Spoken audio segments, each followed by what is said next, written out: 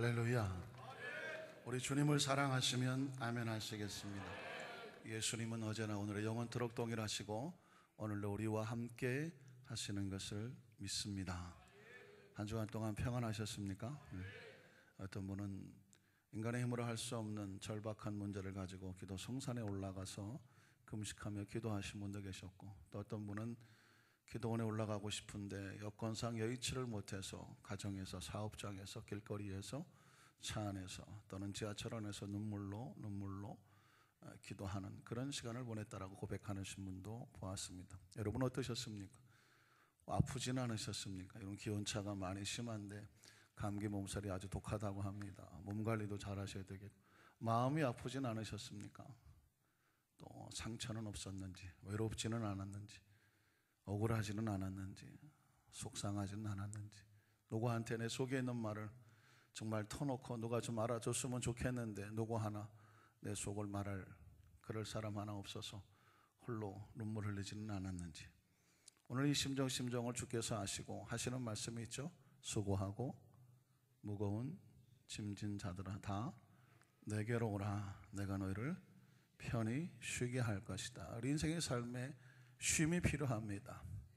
오늘 하나님 앞에 나온 것은 하나님 안에서의 쉼을 경험하고 체험하는 찬양 속에, 기도 속에, 예배 속에 하나님이 주시는 쉼이 오늘 이 시간에 넘쳐날 것을 믿습니다. 잠시 기도하겠습니다. 전능하신 하나님, 한 주간 동안 인생의 삶 가운데 웬 우여곡절이 이렇게도 많은지, 때로 서운하고, 때로 낙심하고, 때로 절망하고, 때로 두렵고, 때로 어처구니 없고, 때로 예상치 못한 여러 가지 많은 일들이 우리 앞에 풍랑처럼, 파도처럼, 때로는 광풍처럼 지나가기도 합니다. 그러나 하나님의 아들 예수 그리스도를 땅에 보내주셔서 누구든 저를 믿기만 하나님의 자녀가 되어지고, 하나님의 자녀가 되었으니 하나님을 아버지라고 부르고, 하나님 수고하고 무거운 짐을 가져도 절망하지 아니하고 하나님 앞에 나와서 아버지 앞에 그 모든 무거운 짐을 내려놓고 쉴 수 있으니, 오늘 우리 심령을 내려놓고 주님 앞에 간구하며 예배하는 우리 모든 성도들에게 하나님이 주시는, 오직 하나님만 해주시는 쉼이 있게 하여 주시옵소서. 위로가 있게 하여 주시옵소서. 용기가 있게 하여 주시옵소서. 희망이 있게 하여 주시옵소서.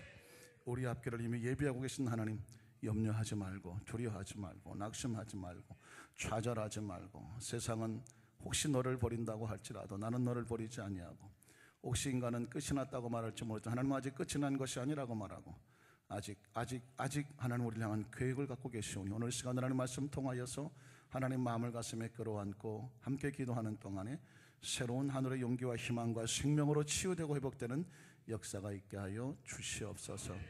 예수님 이름으로 간절히 기도드리옵나이다. 아멘. 우리 한번 옆에 분 축복하실까요? 하나님이 당신을 사랑하십니다. 축복하십니다. 아직 끝난 게 아닙니다. 희망이 있습니다. 비전이 있습니다. 하나님 일을 하고 계십니다. 할렐루야. 우리 한 번 더 따라 하실까요? 어린 양 예수 그리스도를 뭐하는 신앙? 믿는 신앙. 어린 양 예수 그리스도를 믿는 신앙, 이런 제목으로 말씀의 은혜를 나누기 원합니다. 오늘 장로님 기도하신 것처럼 오늘은 고난 중환입니다. 예수님께서 고난 당하시고 장사된 바 되었다가 3일 만에 부활하신, 다음 주가 부활주일이거든요. 부활주일을 거꾸로 일주일 전부터 시작되는 것이 바로 고난주간이라고 합니다. 예수님께서 십자가에 고난 당하신 그 고난의 일주일간의 여정을 매일 아침 새벽에 모여서 눈물로 고난주간 새벽 기도를 전 세계 크리스찬들이 한다는 말이죠. 우리 교회도 여의 없죠. 예외 없이 내일부터 특별한 새벽 기도, 고난주간 특별 새벽 예배들을 월요일부터 금요일까지 갖게 되는데, 혹시라도 이런저런 상황 때문에 새벽 예배를 못 나오신 분이 계시더라도 그리스도의 고난 당하신 고난주간에 새벽을 깨우면서 함께 나와서 기도하면 어떨까요? 어떨까요? 여러분, 영어 속담에 보면 No cross, no crown이란 말이 있습니다. 십자가가 없으면 면류관도 없다, 그런 거죠. 다른 말로 바꾸면 고난이 없으면 영광도 못 느끼는 것입니다. 부활의 영광의 의미를 느끼려면 고난주간에 이 새벽을 깨우면서 함께, 특별히 제가 가상칠언이라고 십자가상의 7마디 예수 그리스도의 마지막 말씀이죠. 다 중요하지 않은 말씀은 없지만 마지막 십자가상에서 하신 말씀을 함께 묵상하면서 은혜를 나누려고 하는데, 할 수만 있으면 우리 안산교회 전 성도들이 전 세계 크리스찬들과 함께 새벽을 깨워서 함께 나와 기도하는 귀한 은혜의 시간을 놓치지 않게 되시기를 주님의 이름으로 축원합니다. 여러분, 고난주간, 예수 그리스도의 고난당하심을 생각하면 무엇이 연상됩니까? 무엇이 묵상되십니까? 오늘 이 꽃꽂이를 보니까 너무 잘 해놓으셨죠. 항상 잘 해놓으시지만 십자가가 그렇죠, 연상돼 있고, 붉은색도 있고 또 보라색도 있고, 십자가를 해놓은 것이 무슨 나무예요? 잘 안 보이시죠? 가시나무입니다. 가시가 이만하게 달린 가시. 그래서 여러분, 고난주간의 십자가, 예수님의 머리에 쓰신 가시 면류관, 양손과 양발에 박힌 대못, 옆구리에 창자국, 그리고 십자가를 지고 올라가는 골고다 언덕, 정말 이 처절하게 아까 화면에도 보셨겠지만 눈물로 기도하시는 겟세마네 동산의 예수 그리스도의 모습, 이런 거 하나하나가 무슨 의미를 가지고 있을까요? 그것은 궁극적으로 인류를 대신해서 십자가 올라가서 무엇이 되어주시는, 제물이 되어주시는 어린 양의 모습으로, 제물의 모습으로 이 고난주간에 예수님은 우리에게 묵상하고 가슴에 새기기를 주님께서는 원하시는 줄로 믿습니다. 그래서 여러분, 구약성경에 보면 예수님 메시아를 당하여서 이렇게 예언을 해놓았습니다. 이사야 53장 1절로 3절에 보면 사람들에게 버려지는 메시아예요. 우리가 전한 것을 누가 믿었느냐? 야훼의 팔이 누구에게 나타났느냐? 그는 주 앞에서 자라나기를 연한 순 같고 마른 땅에서 나온 뿌리 같아서 고운 모양도 없고 풍채도 없은즉 우리가 보기에 인간적으로 흠모할 만한 아름답고 멋진 것이 없었다. 3절에 보니까 그랬나, 그는 무엇을 받습니까? 멸시를 받아서 메시아인데, 그리스도이신데 인간적으로 흠모할 만한 것이 전혀 없어서 사람들은 사람의 관점으로 그를 멸시해버리고 사람들에게 버림을 받았으며 간고를 많이 겪었으며 질고를 아는 자란, 마치 사람들이 그에게서 얼굴을 가린 것 같이 멸시를 당하였고 우리도 그를 귀히 여기지 아니하였다. 메시아가 이 땅에 왔을 때 사람들에게 버려질 것을, 멸시당할 것을 말씀했습니다. 그리고 그 메시아는 그럼에도 불구하고 인간의 모든 것들을 다 담당하실 모습을 예언해 놓았습니다. 4절로 6절에 보면 그는 실로 우리의 질고를 지고, 메시아가 이 땅에 오셔서 하시는 것이 뭘까요? 우리의 질고, 질병의 고통을 짊어지고 우리의 슬픔을 당하시려 오신 것이죠. 그러나 우리는 생각하기를 그가 징벌을 받는 것은 우리 때문이 아니라 하나님께 맞으며 고난을 당한다고 생각을 하죠. 5절에 보니까 그가 찔림은 그러나 우리의 허물 때문이요 그가 상함은 우리의 죄악 때문이라. 그가 징계를 받는 것은 누구 때문이에요? 우리 때문에. 그래서 우리는 평화를 누리고 그가 채찍에 맞음으로 우리는 나음을 받았도다. 6절에 보니까 우린 다 양 같아서 그릇 행하여 각기 제 길로 갔거늘 야훼께서는 우리 모두의 죄악을 그에게 메시아가 이 땅에 오시는 것은 다른 것이 아니라 우리의 모든 것을 대신 짊어지시려 제물로 오신 것을 말씀하고 있습니다. 그래서 이 구약 성경 속에는 7절로 10절에 보면 그 메시아가 한 마리 양과 같이 제물될 것을 예언해 놓았습니다. 그가 곤욕을 당하여 괴로울 때에도 그가 입을 열지 아니하였으며 마치 도살장으로 끌려가는 어린 양과 털 깎는 자 앞에 잠잠한 양과 같이 그의 입을 열지 아니하였도다. 8절에 그는 곤욕과 신문을 당하고 끌려갔으나 그 세대 중에 누가 생각하기를 그가 살아있는 자들의 땅에서 끊어지면 마땅히 형벌받을 내 백성의 허물 때문. 누구 때문이라고요? 내 백성의 허물 때문에 그가 곤욕과 신문을 당하고, 9절에 보니까 그는 강포를 행하지 아니하였고 그의 입에 거짓이 없었으나 그의 무덤이 악인들과 함께 있었으며 그가 죽은 후에 부자와 함께 있었도다. 10절에 야훼께서 그에게 상함을 받게 하시기를 원하셨습니다. 아들을 보내셔서 상함 받게 하기를 원하셨고 질고를 당하게 하셨은즉 그의 영혼을 무슨 제물로? 속건 제물로 드리게 이르면 그가 시를 보게 되며 그의 날은 길 것이요 또 그의 손으로 야훼께서 기뻐하시는 뜻을 성취하리로다. 다시 말해서 메시아가 예언이 됐지만 메시아가 오시면 이 땅에 무엇으로 오실 것이에요? 우리 가운데 제물로 오셔서 자기 백성의 허물을 대신 담당하실 거라고 말씀했습니다. 그래서 그 당시 이스라엘 백성들은 메시아가 오시면 제물 될 것을 알았기에 오늘 성경 본문의 세례 요한도 예수님을 만나자마자 이렇게 고백을 합니다. 요한복음 1장 29절에 보니까 이튿날 요한이 예수께서 자기에게 나오심을 보고 처음 만나는 거예요. 처음 예수님을 만나는 거예요. 그런데 이르되 보라, 세상 죄를 지고 가는 하나님의 어린 양이로다. 예수 그리스도를 하나님의 어린 양이라고 고백을 하고 있습니다. 36절에도 한 번 더 요한이 고백을 합니다. 예수께서 거리심을 보고 말하되 보라, 하나님의 어린 양이로다.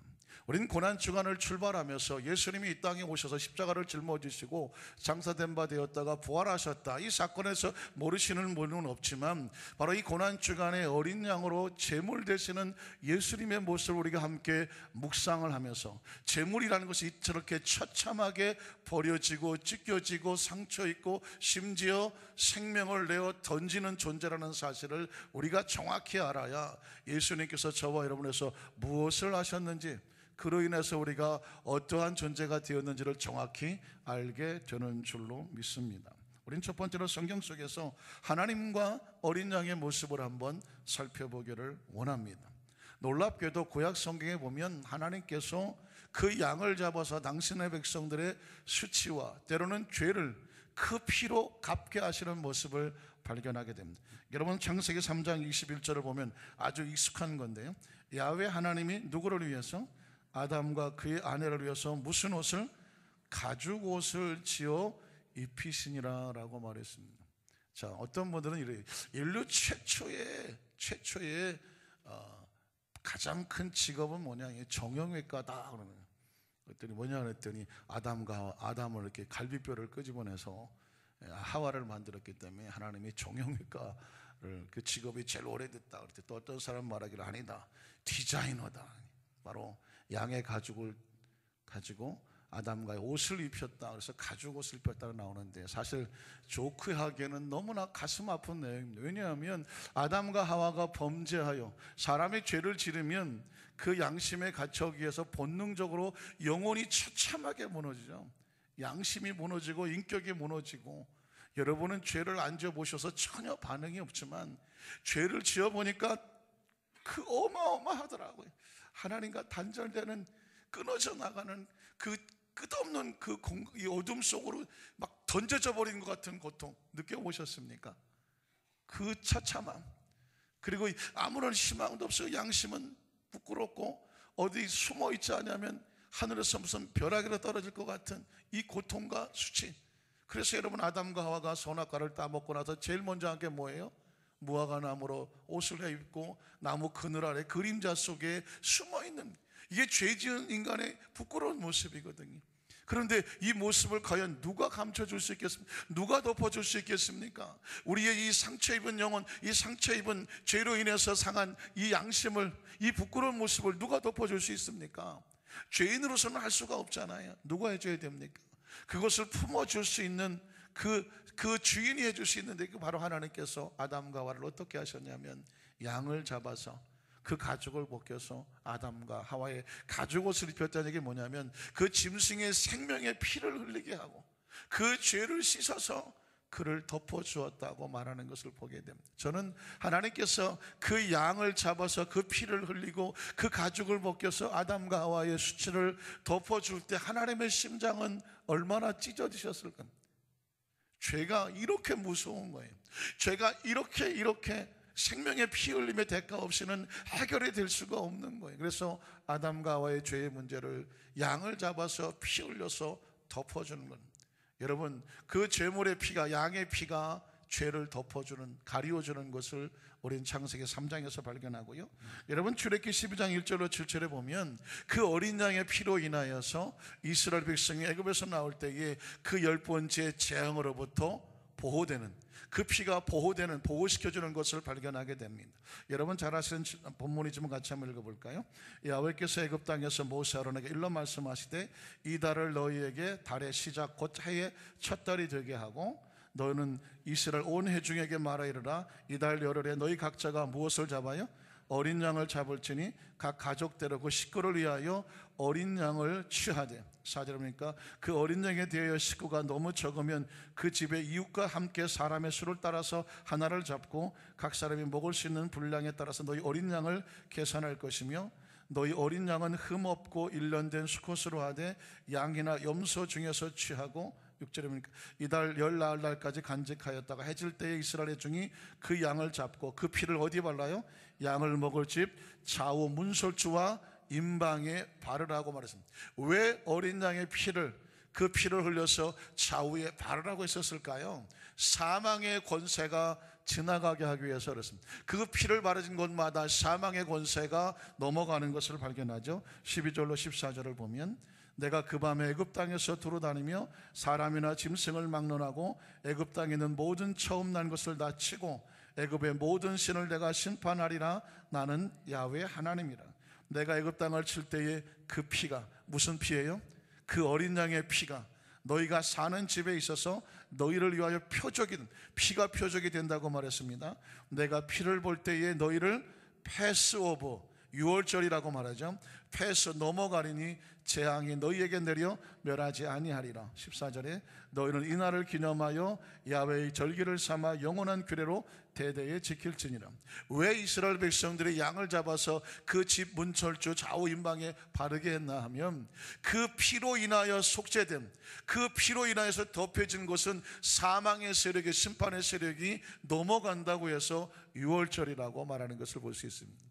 간혹 가다가 이스라엘 역사 속을 가만히 보면 우리 한국 민족하고 많이 좀 비슷하다라고 추정되는 겁니다. 왜냐하면 누가 정확하게 이거다라고 말할 수가 없기 때문에 추정되는 것 중에 하나가 뭐냐면, 예를 들어서 전 세계의 어머니들이 아이를 업어서 키우는 민족은 우리나라와 이스라엘 민족밖에 없다라고 아직까지는 그렇게 조사됐다고 하네요. 다들 안아서 키우는데 우리나라는 업어서 키우는 것을 보게 돼요. 또 아람어에 보면 예수님께서도 하나님을 아바, 아버지라고 하는데 그 아바라가 ABBA거든요. 아빠같이 발음이 되죠. 아빠같이. 아람어인데 우리도 어린아이들이 아버지를 뭐라고 그래요?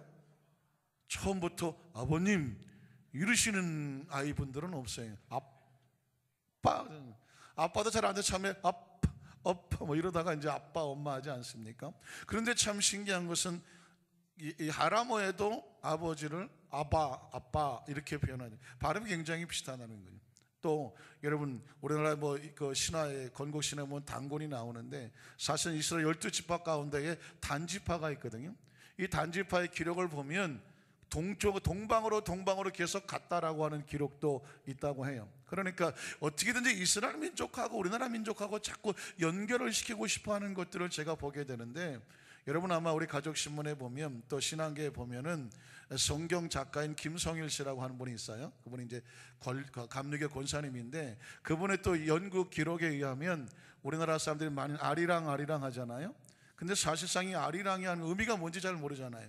그런데 사실상 그 알리라고 하는 것이 뭐냐면 하나님의 이름이다 이렇게 추정하기도 합니다. 왜냐하면 구약 성경 속에 창세기에 엘로임 하나님 하거든요. 엘이라고 하는데 이슬람교에서는 알이라고 발음을 해요. 그래서 이슬람 종교는 무슨 신을 믿어요? 알라 신이라고 믿잖아요. 알라 하잖아요. 알죠? 그런데 이 아무래도 우리의 조상들 중에서 하나님의 이름을 알지 않아요. 그래서 알이랑은 뭐냐면 하나님이랑 함께라는 의미를 가지고 있다라고 그렇게 접근하기도 합니다. 어쨌든 정확하게 이거라고 말은 없지만 유사한 것은 많은데, 바로 이스라엘 백성이 애굽에서 나올 때에 양의 피를 발라서 죽음의 신이 넘어갔다고 하는 것과 우리가 해마다 동짓달에 보면 무엇을 끓입니까? 팥죽을 끓이죠.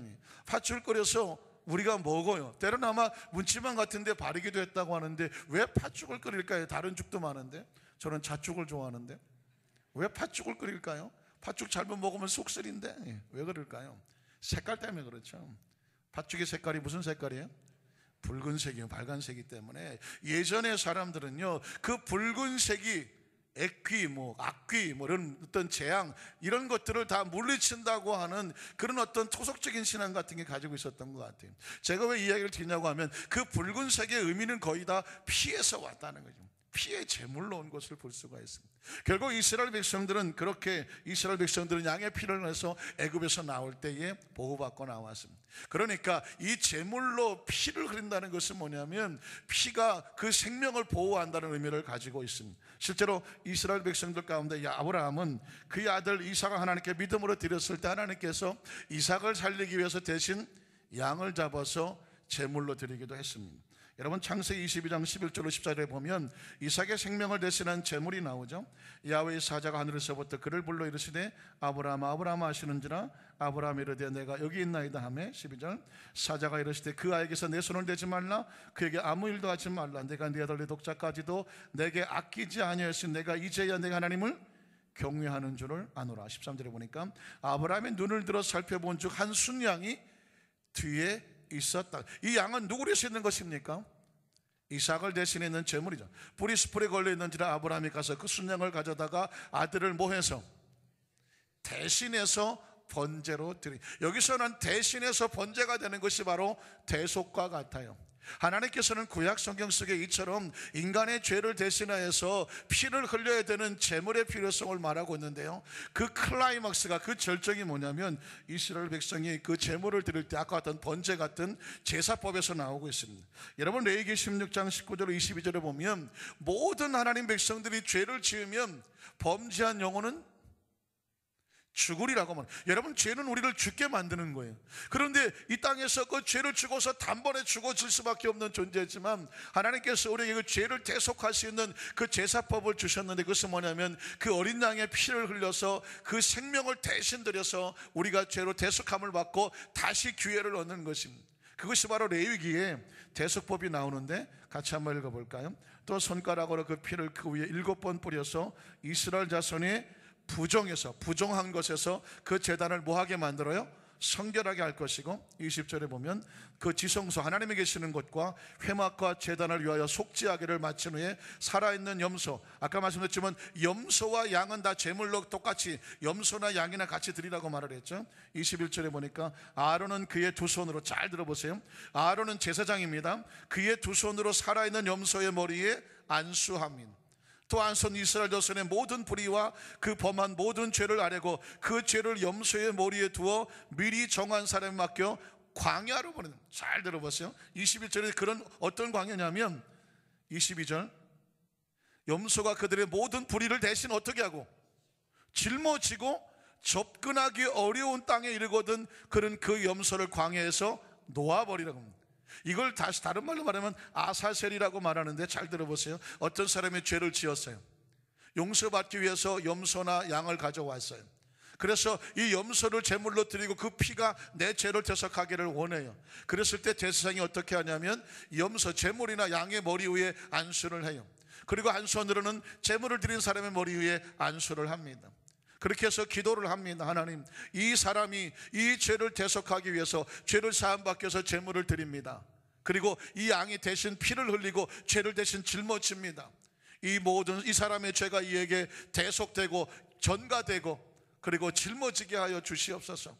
그리고 그 짊어지게 되면 그 양을 잡아서 제물로 드리기도 하고, 또 이 조그맣 같은 경우에는 이 염소를 데리고 어디로 가냐면 사람이 갈 수 없는 광야, 사막으로 간 다음에 거기서 놓아버려요. 무슨 의미를 가지고 있냐면 내 죄를 대신 짊어진 그 양이 사막으로 가서 다시는 돌아오지 못하게 않는다. 다시 말해서 그 짐승의 피라고 할지라도 죄를 대속받은 사람의 죄가 다시 돌아온다, 돌아오지 않는다. 돌아오지 않을 것을 상징적으로 그렇게 아사셀이라고 하는 표현을 한번 따라 하실까요? 아사셀이라고 하니까는 잘 발음하기 어려워요. 그래서 제가 그 전에 있던 교회에서 이거를 설명할 때 이렇게 표현했어요. 한번 따라 하실까요? 아사르비아. 아사셀이 잘 생각이 안 나면 아사르비아. 왜 아사르비아냐면 내 죄를 짊어지고 이 양이 멀리 가서 다시 돌아오지 않아요. 만약에 돌아오면 아사르비아가 아니지.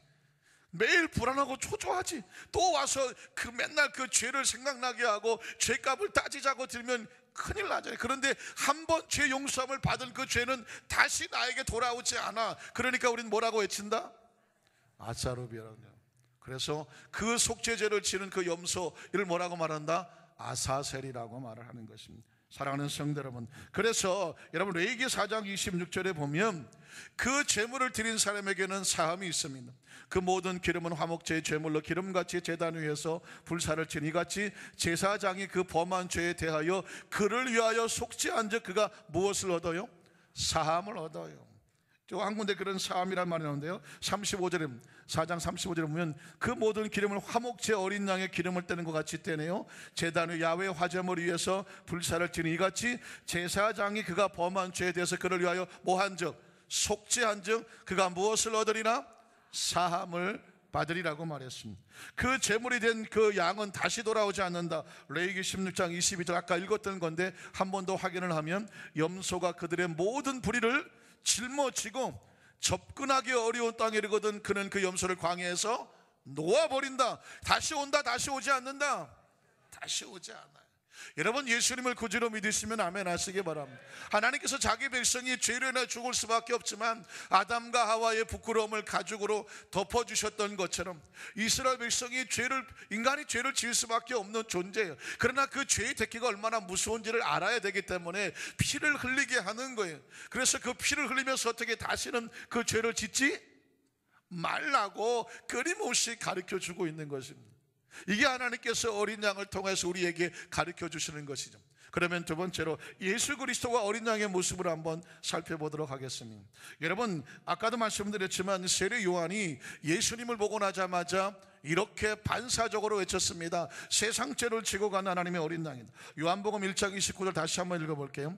이튿날 요한이 예수께서 자기가 나오심을 보고 이르되 보라 세상 죄를 지고 간, 기억나시죠? 아까 광야로 짊어지고 가는 그 한 양과 염소의 그 제물된 모습을 보면서 세례 요한은 예수님을 제물로 보았습니다. 세상 죄를 지고 간 하나님의 어린 양이라고 말을 했습니다. 그럼 우리는 이런 질문할 수 있겠죠? 아니, 짐승의 피를 가지고 죄를 용서받을 수 있는데 왜 예수님을 어린 양 삼아서 예수님의 보혈을 흘려야 됩니까? 라고 묻습니다. 왜 예수의 피인가? 왜 예수님이 어린 양의 제물로 되어줘야 되는가? 그 이유는 뭐냐면, 먼저 짐승의 피는 일회용이에요. 일회용 컵 아시죠? 짐승의 피는 일회용. 한번 따라 하실까요? 짐승의 피는 일회용이다. 또 죄를 지면 또 양을 잡아야 돼. 여러분, 성경에 보니까 히브리서 10장 1절로 4절에 보면 짐승의 피는 일회용이라고 말합니다. 율법은 장차 올 좋은 일의 그림자일 뿐이요 참 형상이 아니므로 해마다 늘 드리는 같은 제사로는 나오는 자들을 언제나 온전하게 하십니다. 하나만 가지고는 모든 사람을 온전할 수가 없어요. 2절에 보니까 그렇지 아니하였으면 섬기는 자들이 단번에 정결하게 되어 다시 죄를 깨닫는 일이 없으리니 어찌 제사 드린 일을 그치지 아니하였으리요. 3절에 보면 그러나 이 제사들은 해마다 죄를 기억하게 하는 것이 있나니 이는 황소와 염소의 피가 능히 죄를 다 없이 하지 못한다라고 말씀하고 있습니다.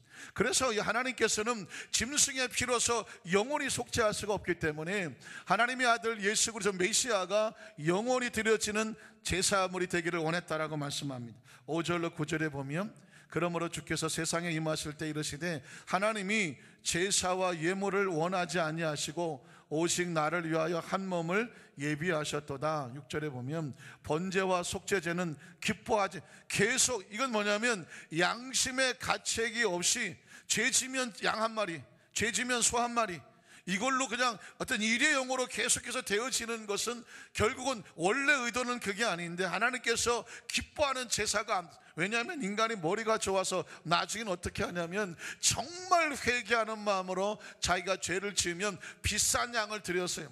그런데 이게 한 번 죄를 질 때마다 계속 양을 드리다 보니까 나중에 요령이 생겨서 어떤 일이 생기냐면 가장 삐실삐실하고 다리 한 짝도 없고 아주 싸구려, 금방 죽기 직전에 이런 걸 잡아다가 갖다가 하나님 내 죄를 용서하여 주시옵소서. 진정한 회개 없이 형식만 남았다는 것이, 이런 번제와 속죄자 하나님이 기뻐하실까요? 기뻐하지 아니하실까요?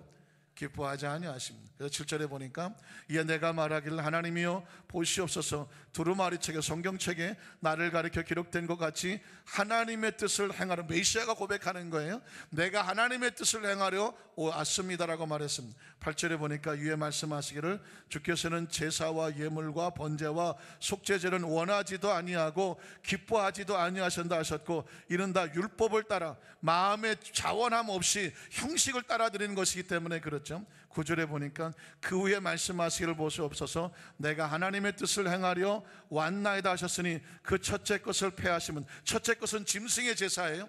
둘째 것은 뭐냐면 어린 양 예수 그리스도를 통해서 새로운 제사를 말하는 둘째 것을 세우려 하심이라고 말했습니다. 자, 그래서 오늘 10절로 18절에 보면 예수님의 보혈을 통해서 어떻게 용서되는지 나옵니다.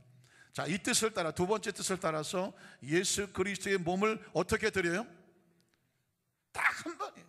예수님이 어린 양으로 우리에게 제사가 되어지고 십자가에 달리심으로 딱 한 번의 드리심으로 말미암아 우리가 무엇을 얻었습니까? 거룩함을. 한번 따라 하실까요? 예수님이 십자가의 제물로 단번에 드리심으로 말미암아 우리 모두가 거룩함을 얻었습니다. 믿으십니까? 11절에 보면 제사장마다 매일 서서 섬기며 자주 같은 제사를 드리되 이 제사는 언제나 죄를 없게 하지, 일회용이기 때문에 없게 하지 못하거니와 12절에 보면 오직 그리스도는 죄를 위하여 한 번에 하나예요. 영원한, 단번이면서 영원한 제사를 드리시고 하나님 우편에 앉으사 13절에 보니까 그 후에 자기 원수들을 자기 발등상이 되게 하실 때까지 기다리시나니 14절에 그가 거룩하게 된 자들 누굴까요? 저와 여러분 예수님을 구주로 믿은 사람들을 한 번의 제사로 영원히 온전하게 하셨습니다. 믿으십니까? 짐승의 피와 예수 그리스도의 보혈과 차이가 뭐냐면 예수님의 보혈은 한 번의 제사로 영원히, 그 다음에 어떻게? 온전하게 해주신 줄로 믿습니다. 15절에 보니까 그래서 또한 성령이 우리에게 증언하시되 16절에 주께서 이르시되 그날 후로는 그들과 맺을 언약 이것이라 하시고 내 법을 그들의 마음에 두고 그들의 생각 기록하리라 하신 후에 17절에 또 그들의 죄와 그들의 불법을 내가 다시, 아멘이십니까? 아멘이십니까? 오늘 저와 여러분이 이 말씀 앞에서 아싸로비아를 해야 한다니까요. 예수님의 보혈을 통해서 용서받은 사람들은 그들의 죄와 그들의 불법을 내가 다시 기억하지 아니하신다고 말합니다. 예수님을 구주로 믿으시면 다시 한번 아멘 하시기 바랍니다. 인생의 삶에 태어나 지금까지 우리의 가장 이 절망과 좌절중 하나가 뭐냐면 죄의 문제가 아닙니까?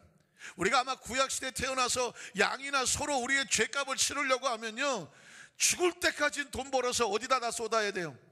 양과 염소 잡으러 다니는데 돈을 다 쏟아야 돼요. 그러나 예수를 믿고 하나님의 자녀가 돼서 진실로 하나님 앞에 새로운 모습으로 태어나게 되면 한 번에 영원하고 온전한 제사로 용서받아서 의인되는 하나님의 축복을 얻게 된 줄로 믿습니다. 그래서 18절에 보면 이런 놀라운 선을 합니다. 이것들을 사하셨은즉 다시는 죄를 위해서 뭐 할 것이 없느니라. 제사 드릴 것이 없어요. 다시 한번 예수님을 구주로 믿으시면 아멘 하시기 바랍니다. 어린 양 예수 그리스도를 믿는 이유가 뭐냐면 예수를 구주로 믿음으로 말미암아 우리의 지나간 과거의 죄가 용서받았고, 아싸로비아 안 하세요?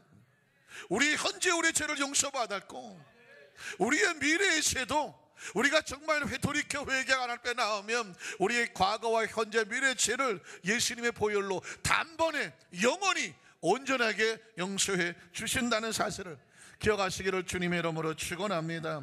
그래서 마지막으로 이 사실을 아는 크리스찬들은 어떤 신앙의 모습을 가져야 될까요? 19절로 20절에 보면, 히브리서 10장 19절 20절에 보면 그러므로 형제들아 우리가 예수의 피를 입어서 성소에 들어갈 무엇을 얻었어요? 담대함을 얻었습니다. 여러분, 범죄한 영혼은 죽고요 범죄한 인간이 하나님 앞에 나갈 수가 없었어요. 그런데 누구의 피를 의지해서? 예수님의 보혈을 의지해서 하나님 앞에 담대하게 오늘도 이 제단에 나왔고 그 피를 의지해서 하나님을 아버지라고 부르고 그 피를 의지해서 하나님 앞에 제물을 드릴 수 있으며 하나님 앞에 우리의 심령을 쏟아서 기도하게 될 수 있도록 이끌어 주신 줄로 믿습니다. 20절에 그러므로 그 길은 우리를 위하여 휘장 가운데로 열어놓으신 새로운 살 길이요 휘장은 그의 육체라고 말씀합니다. 예수 그리스도로 말미암아 우리는 담대하게 하나님 앞에 나아갈 수 있습니다. 그렇게 담대한 신앙을 갖게 되시기를 주님의 이름으로 축원합니다. 그리고 21절에 22절에 보면 감사한 신앙이 필요해요. 또 하나님의 집 다스리는 큰 제사장이 계심에 22절 우리가 마음의 뿌림을 받아 악한 양심으로부터 이제는 어떻게 됐어요? 벗어났어요.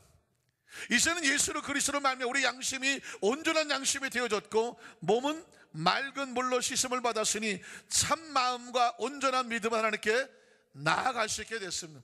예수님을 다시 한번 그대로 믿으시면 아멘 하시기 바랍니다. 그 용서받았다는 사실이 죄로 말미암아 우리가 죄만 끊어지는 것이 아니라 우리 양심이 회복이 되어지고 몸도 새로워지고 맑은 정신과 생각으로 하나님께 나아갈 수 있도록 이끌어 주신 줄로 믿습니다.